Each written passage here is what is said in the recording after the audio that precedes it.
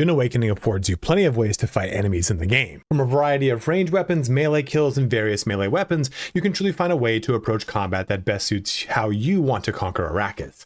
I'm going to split this subject into two separate ones though. Today we'll be focusing on melee combat, discussing the differences in the 4 melee weapons, armor and shield choices, as well as picking your abilities. In my typical fashion of upfronting the knowledge of my videos, let me give you the down and dirty of what we're going to get into. In melee, you have 4 weapons to choose from, 2 short blades and 2 long blades. The short blades effectively operate the same, with a high speed and lower damage. What this allows you to do is parry and interrupt slower swinging swords in the middle of their combos, but you also get a faster swinging weapon all the way around. With long blades, you choose between sword and rapier. Sword is the slowest weapon in the game, but it has cleaving 90-degree swings that do damage in front of the character with higher per damage swing. This higher damage results in staggering opponents faster to execute a slow blade kill. Also, when swords parry, they'll stagger in that same 90-degree angle in front of them, but they cannot interrupt any other weapon mid-combo with the parry, only the opening swing.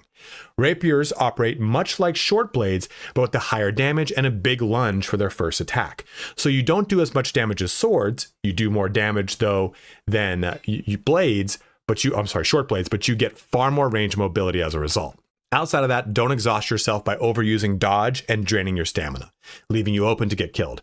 Utilize your shield and let that absorb damage so you can line up big hits to stagger and kill. If you're struggling with, say, the heavy gunner or heavy flamers, just try to kill them when their shields are down. You can jump ahead to the part of the video that has that if you so wish, but that's probably the biggest thing that you're struggling with. And that's also the too long didn't watch this entire video. There's much more nuance which we'll go into, but if that's all you wanted to know, please feel free to shut the video down. I want to be respectful of your time. If you are heading out and found the information in this video helpful, please don't forget to like, comment, or subscribe, as each one of those helps me in a huge way. And you can also jump ahead to any part of this video that interests you the most using the chapters with the timeline in the description. Lastly, you can find a link below to my other Dune videos, as well as my Twitch, where I'll be streaming this game and plenty of others. But let's get started on the ultimate guide to melee combat in Dune Awakening. Loading into the game, let's talk about armor. That's going to be our first subject to hit, because I think it's the one with a little bit of contention around it. Do you mix up your still suit? Do you do light armor? Do you do heavy armor? Honestly, it comes down to your playstyle, what you like to do. I think I have a video on armor, and there's a little bit of wrong information that I want to kind of right now. The big thing is your shield. When it comes to damage mitigation, you press this character stats button, you can see armor and armor mitigation. Your shield doesn't have any bearance on this. Your shield is going to come down to, think of this where it says power pool for your power pack. That is your max shield health. Think of it that way.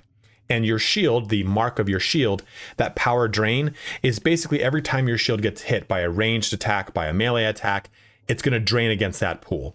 So that sets separate of your armor. You want to make sure you always have the best shield with the best power pack you have on.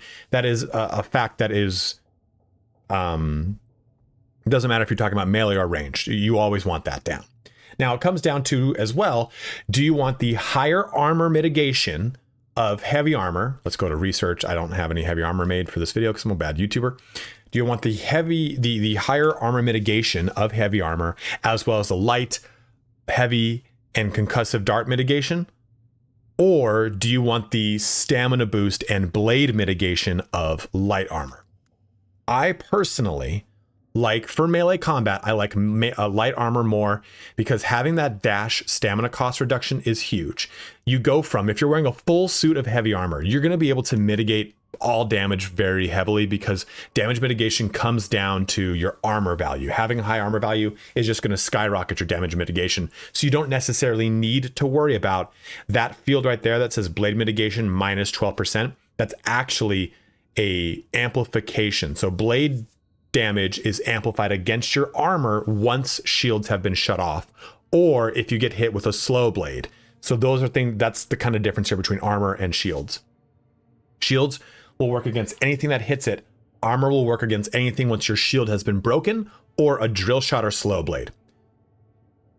I don't like the dash stamina cost increase of heavy armor, because with a full suit of heavy armor, I can only dash like 3 times without any investment to any skills. Obviously, if you have all the stamina skills and stuff like that, you're going to be able to dash more. But I just don't like to play like that. I enjoy the way that light armor feels on a melee character. 1, 2, 3, 4, 5, and now I have some 6. I've got some other skills that give me now an additional dashes worth of stamina.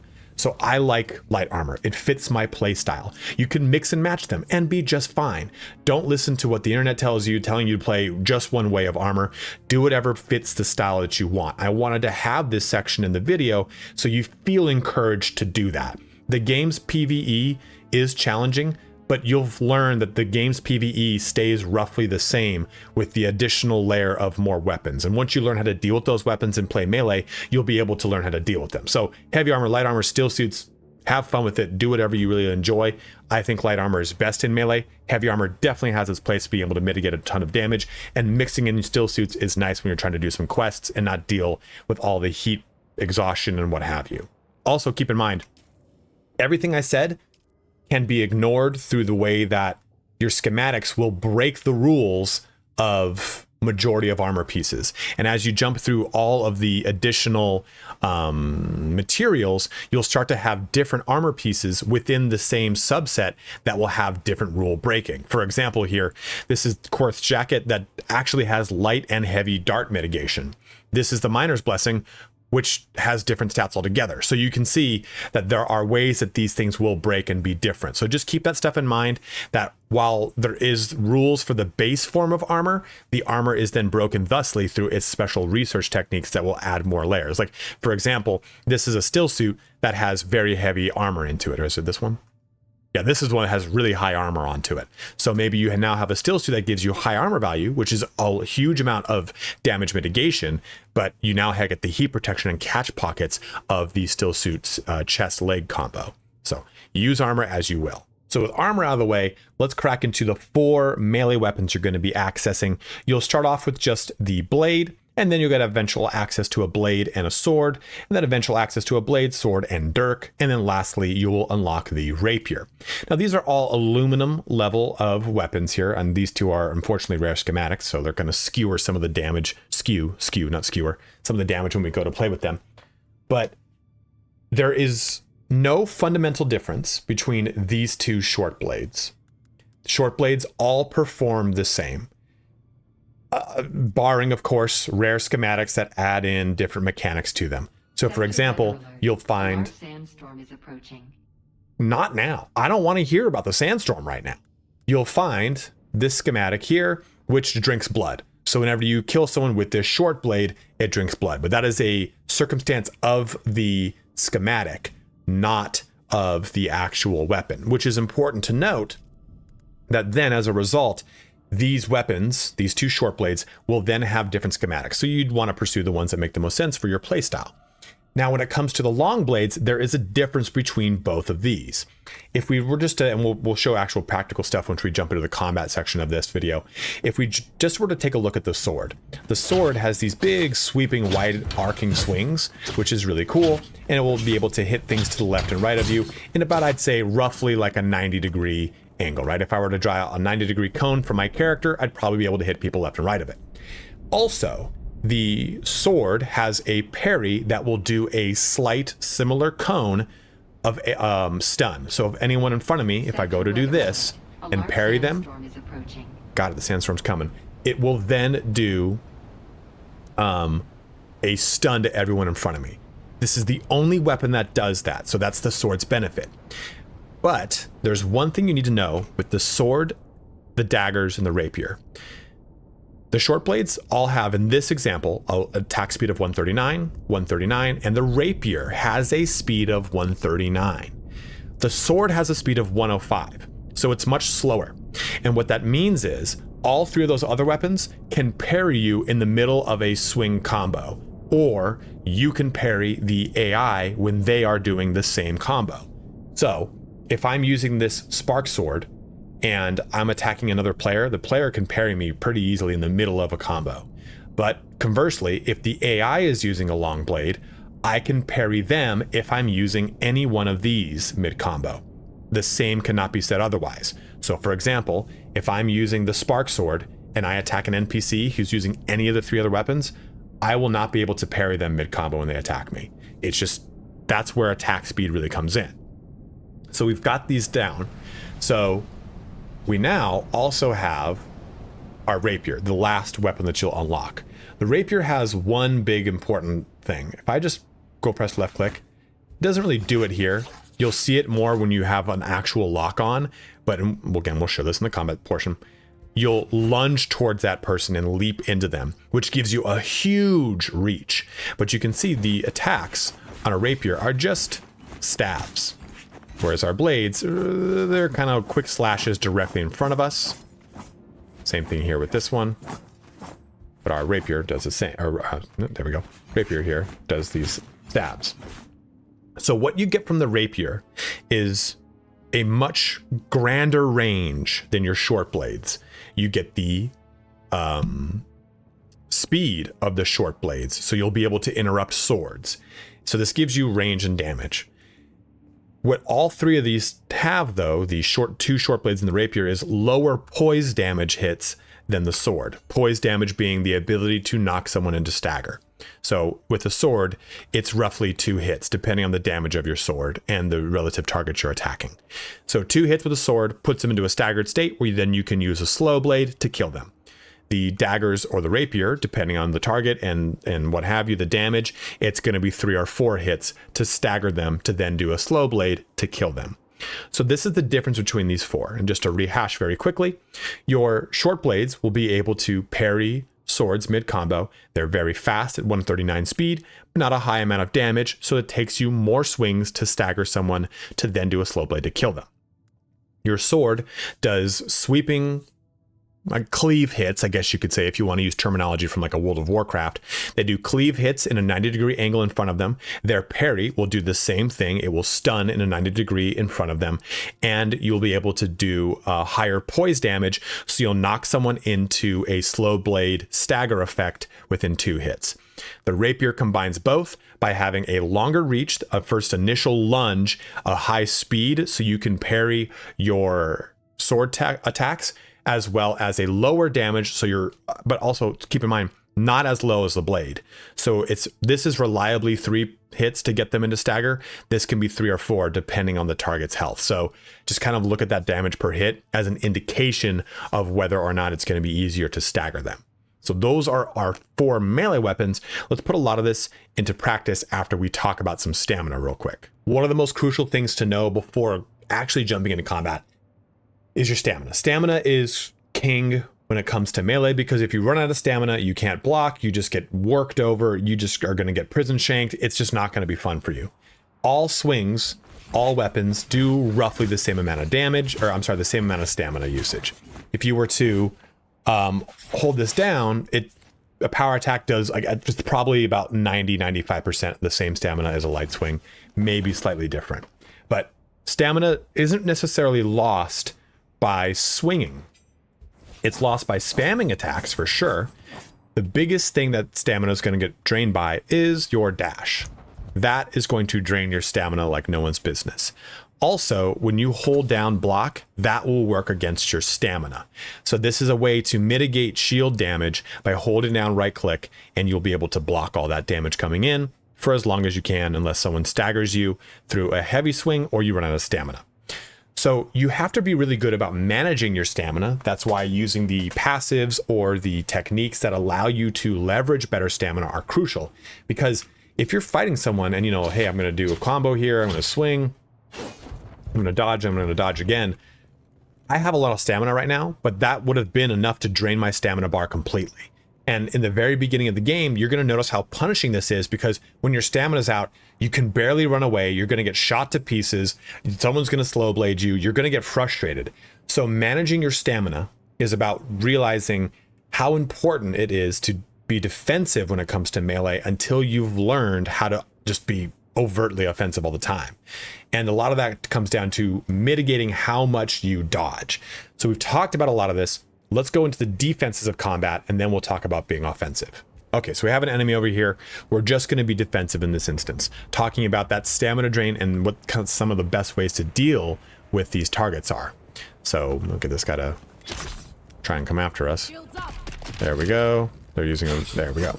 So to start us off, let's talk about blocking. So I can just hold this down You can see we're gonna just block against this. Heavier hits are gonna drain my stamina. There you go. I got you. And this way it doesn't take against my shield. No big deal. I can just sit here like this until they decide to really try to go for a slow blade, which will stagger me out of this. But you can see too that this will reel them if they keep hitting into it. So this is something that I think we don't really. So you can see that's the result of what happens when you just hold it down and they slow blade you. So I think we think we need to be constantly dodging because we're so used to playing maybe games like a Dark Souls or something like that where it's like, just don't get hit, don't get hit. You can just sit here and block. You have a shield, so use it. And this won't even use your shield's power, so you can really take advantage of it. And furthermore, on that point, just let your shield take some of the damage. As long as you don't get staggered, you're fine to let it hit against you. Just know, if you do get staggered and they hit you with a slow blade, you can still dodge out of it. But dodging out of every single hit is just a really quick way to drain your stamina as fast as you can, right? Like, we've seen how many times I can dodge. I can dodge it's like 6 times, but this is just a way that's just gonna really, really bone me. Especially if there's 2 people here and I'm trying to dodge 2 separate sets of attacks, it's really gonna rough me up. So dashing, think of it more like a get out of jail free card. Hey, I messed up my parry. Okay, they got me in a 3-hit combo. I can't do it. Oh, okay, dash. Those are situations where dash is a better used defensive technique than just simply blocking. Or just simply parrying, the other technique I haven't talked about yet. So yes, parrying is a very more active way of defense, right? Because it opens you up to start being offensive. But really, I mean, you can even see, even if we were to take that slow blade to the face, it wasn't going to outright kill us. We still had time to use our dash to get out of it. So don't spam dash. Don't do that. If you do that, you're just going to have yourself in a situation where you're out of stamina. Use dash strategically to either close the distance on something or get yourself out of a slow blade. Those are the times where you really want to use it, less the times that you want to constantly use it. And make sure you're using your parry. Now, in this case, this enemy is using a dagger, so I cannot show you the mid-combo parry. But when it comes to defense, you're going to get hit by one attack. 1, 2, 3. It'll stagger me, they'll slow blade. You can do a mid-combo parry if they're using a sword and you're using any other weapon. And I'll show that. I already have a clip of it, so you can see that playing. But those are the elements to defense. And defense, I mean, you can even see, like, you can kind of just back up, too. You don't really always need to actively use any of the buttons to defend against them. Just get out of the way. But if you're using a sword and you get hit in that 3-round combo, either let your shield take it or dodge out of it. Now, there is another element to defense that's not necessarily defense. This is kind of going to have a good segue into offense. It is noticing when your stamina is out, outside of looking at the bar, and you'll be able to notice it in the enemy. So it's the same effect on both enemies and characters. When my stamina drop down, you'll see this little burst. That's how we know we're out of stamina. It tells me that I'm out, but it also tells me if the NPC is out. So if I just kind of keep swinging here, you see that little burst that happened? There. That tells me they're out of stamina. So those times are moments that you can try to capitalize it, what have you. So we've got defense down. Let's now go offensive. Okay, so we're going to look at this next engagement offensively. So we've got 2 characters to deal with. We're going to turn our shield on. Always want our shield on, of course. And we're going to fight them. So with a sword, we know that we're going to be able to do enough damage to knock their poise, and that's what we really want to do. We want to hit their poise and trigger a slow blade, which should kill them or get them close, depending on whether or not it's a heavy gunner or not. That's usually kind of the thing. Or if you're fighting in a location where you are under-weaponed or under-armored, like if you were to progress further in the game, and the game has the next progression of armor as far as its material, then it's going to take you more slow blades to kill them. So let's start this. And what I want you to see is when you attack things, you want to make sure that you keep in mind of whether or not their poise is knocked out. So let's get this guy to come over here. We've got 2, which is nice. So when we're doing this, So that poise, that means their poise is knocked out, right? They're set up for a slow blade technique. And in those moments, if you don't capitalize on it, then they can dodge away from it. So let me see if I can get this set up for you. Okay, that actually went through. But there are times where if you do that and you don't actually get the slow blade on the first time that their poise is knocked out, then they will be able to just to dodge away. And that's an example of the sword's parry, by the way. Eyes on target. Shields up. And if they're blocking, you can just simply hold down left click to break their block. But we want, that's what we're trying to get, right? Is that poise opening. Because even if I were to, oops, if I were to do this, it just hits them for damage. Not going to be the, it might do a lot to their stamina, but the big thing is realizing that your combos are kind of like their combos. They can do rounds of 3, so can you. And that actually would have gone through.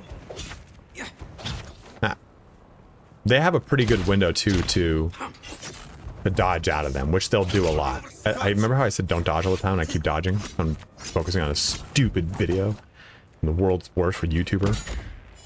But that's what we want to try to capitalize on.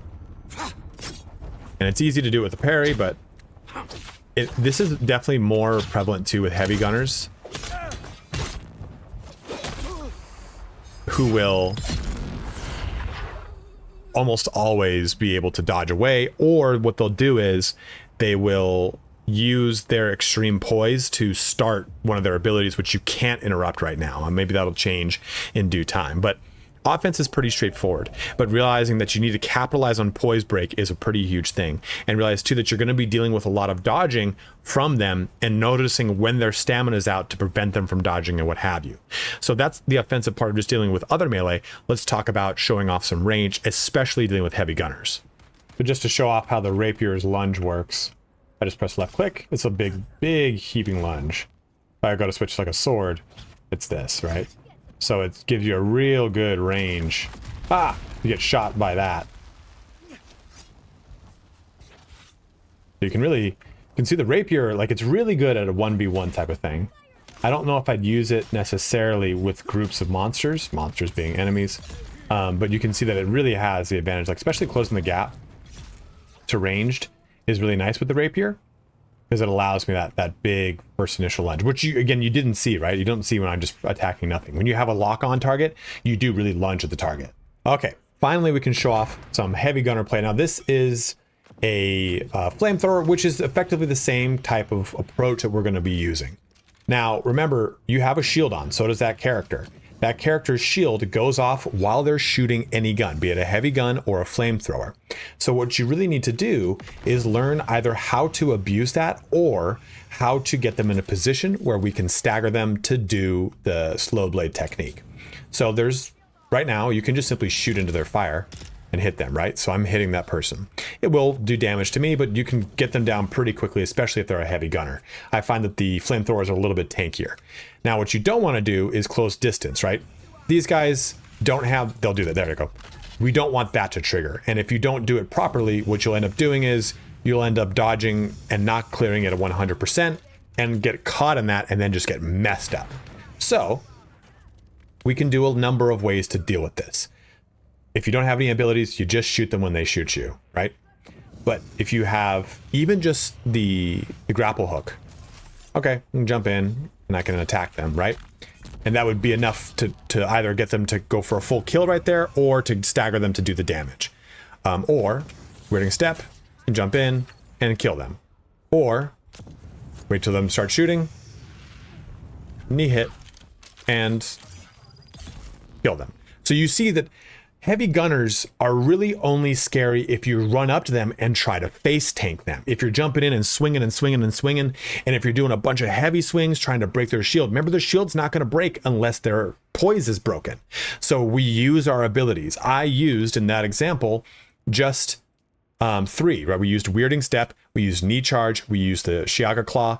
You can use Compel, you can use Stop, you can use a grenade when their shields are down, you can drop a turret to make the turret, make them focus on the turret. There's a lot of different ways that you can approach it. Just don't approach fighting those heavy gunners or those flamethrowers as just face tanking them. That is what is getting you killed with those hard to kill enemies. Last thing to talk about now is abilities for your melee centric character. And really, honestly, it just comes down to what you enjoy doing. I started as a Bene Gesserit, and what I did was just kind of jump through the abilities that I wanted. I wanted to try everything.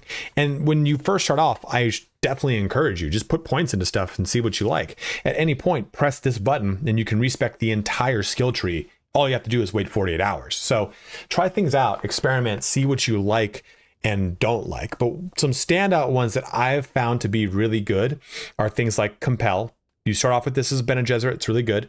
Prama Bindu Stability, because this helps reduce poise damage to you. Remember, poise is a thing that puts you in a state where you can get hit with a slow blade. I like this one a lot as a technique to help deflect against it.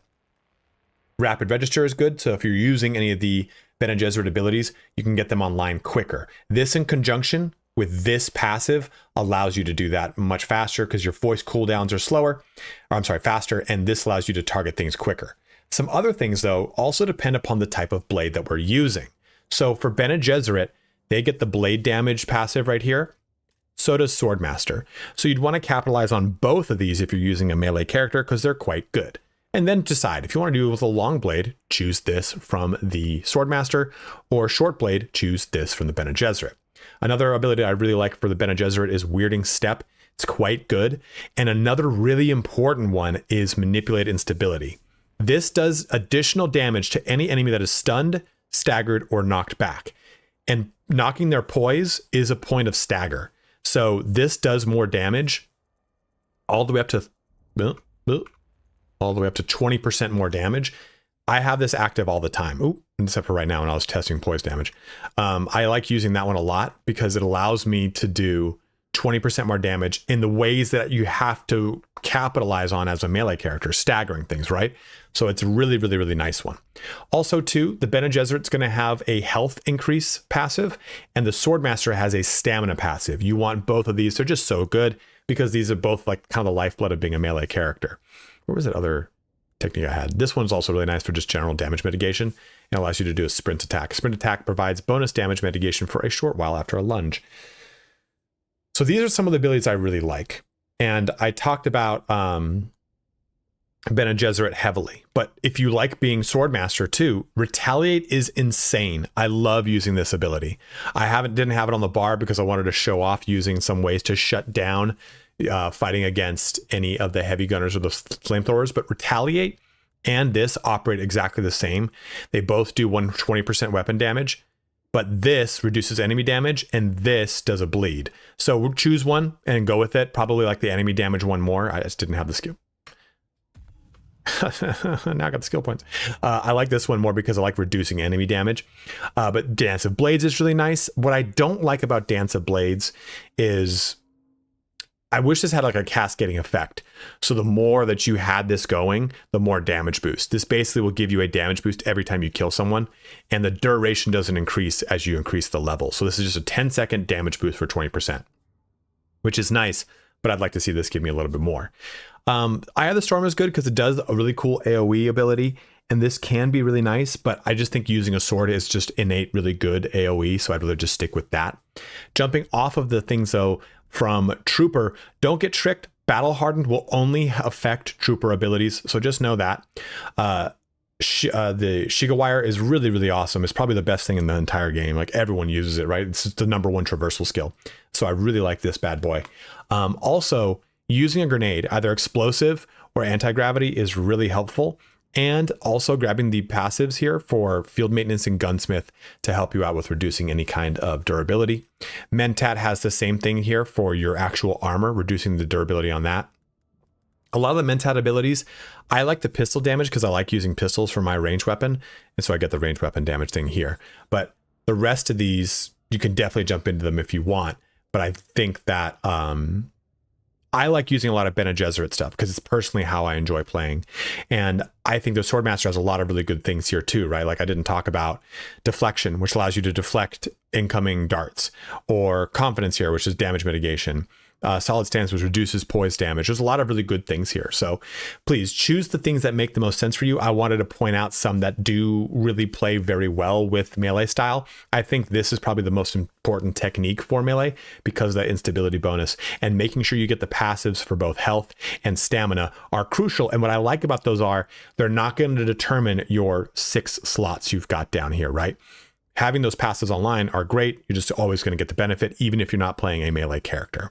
But those are some abilities. We've gone through a lot of different subjects here. So go ahead and let me know in the comment section below. How are you approaching melee combat? What are some things that are helping you? What are some things that you are hung up on?